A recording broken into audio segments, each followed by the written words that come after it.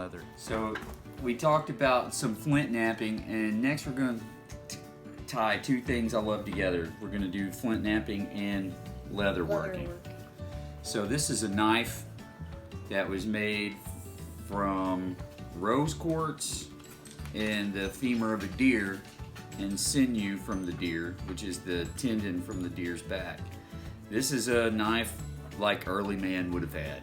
And so we're going to make a sheath for it with leather, and we're going to tool that. And you want to tell them a little bit about how that works, Cyrus? Well, how you do it, you have to wet leather and you have to let it dry and repeat that 3 times. Will any leather work? Any kind? No. No, it has to be what's called veg tanned or natural tanned leather, which is tanned from plant parts, right? Yeah. Okay. And then you want to hammer it on a good hard surface like granite. That's why we have some granite right here. And the way you're going to do it, you're going to need a mallet like this. You don't want it metal or anything heavy, just a good old wooden mallet. What's the top made of? Rawhide.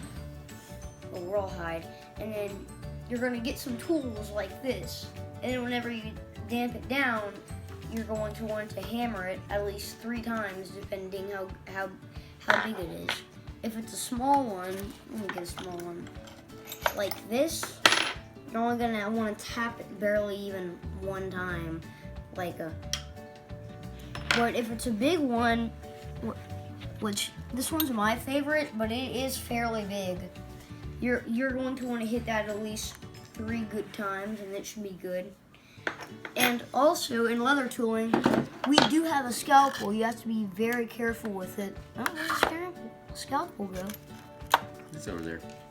So what we're going to do is we're going to get our leather ready to tool, which is called casing, which is just like Cyrus explained. You have to get it good and wet and let it start to dry out. And the thing about leather working, the thing that can make it very expensive is the patterns. You have to get a good pattern. Like we have a Persian rug right now,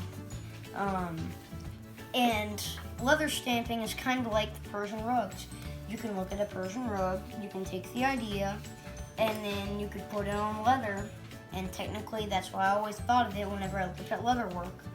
It kind of looks like a Persian rug.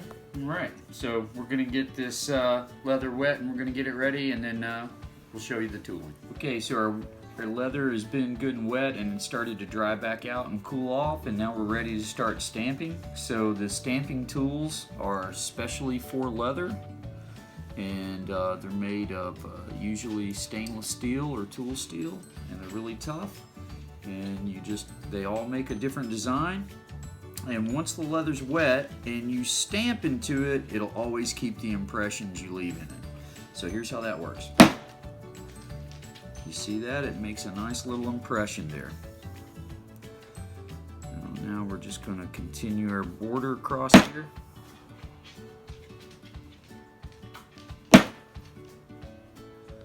This is an old process.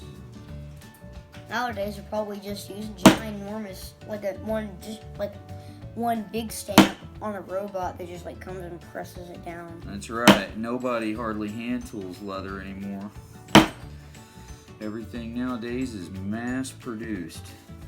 This is the old way of making things. And so now our rose quartz knife will have a nice tooled leather sheath, which is a nice thing to have. Okay. Oh, by the way, this thing right here is for stitching. See right there, those little sharp things on it? You take that with the hammer, you smack down on the leather, and it makes little tiny holes that you put your string in. String like this. That's right. So now we've got a border tooled around here, and looks pretty good. And when you put the knife in there, you can kind of see what it'll look like. Next we need something that's going to hold the knife in there. I'm going to put a strap of leather and a snap right here that will hold that shut. So the first thing you do is we're going to punch a hole. This is a hole punch. About right there looks good. And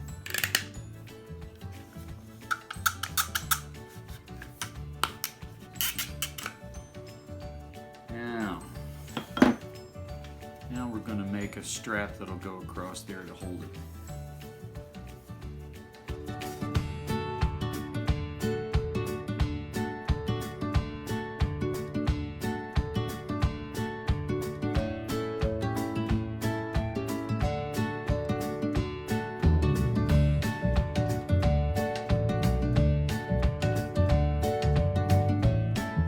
Called lock stitching. This is the strongest way to stitch something with leather. Pull it through, grab that and pull it through, and then tighten it down. It makes a little knot inside there.